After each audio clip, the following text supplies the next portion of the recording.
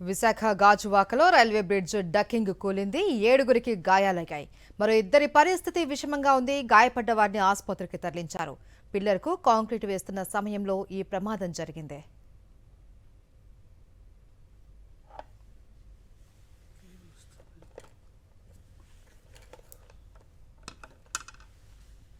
నాసిరకం నిర్మాణం, నాణ్యత లోపం వల్లే గాజువాక రైల్వే ఫ్లైఓవర్ వద్ద కాంక్రీట్ స్లాబ్ ప్రమాదం జరిగింది అన్నారు వైఎస్ఆర్సీపీ నేత తిప్పల దేవన్ రెడ్డి.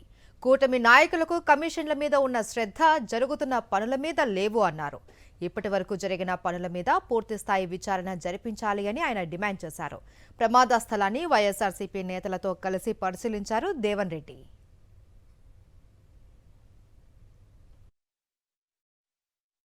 కూటమి ప్రభుత్వంలో విపరీతమైన కరప్షన్, కాంట్రాక్టుల నుంచి 15%, 20% తీసుకోవడం వల్ల ఏమవుతుందంటే ఈ నాణ్యత లేని కన్స్ట్రక్షన్ అంతా జరుగుతుంది. రాష్ట్ర వ్యాప్తంగా కూడా ఇదే పర్సంటేజీలు కక్కుర్తిపడి ప్రజల ప్రాణాలు ఏదైనప్పటికీ కూడా వాళ్ళకి సంబంధం లేదు.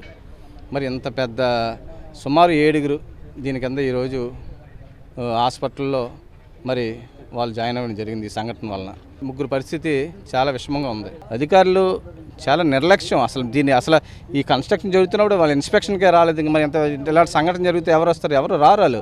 ఎందుకంటే వాళ్ళు వస్తే కొన్నటువంటి ప్రజలు తిరగబడతారని వాళ్ళకి ఇప్పుడు స్థానికులుగా ఉన్నటువంటి ప్రజలందరూ కూడా పెద్ద ఎత్తున ఆందోళన కార్యక్రమాలు చేస్తున్నారు.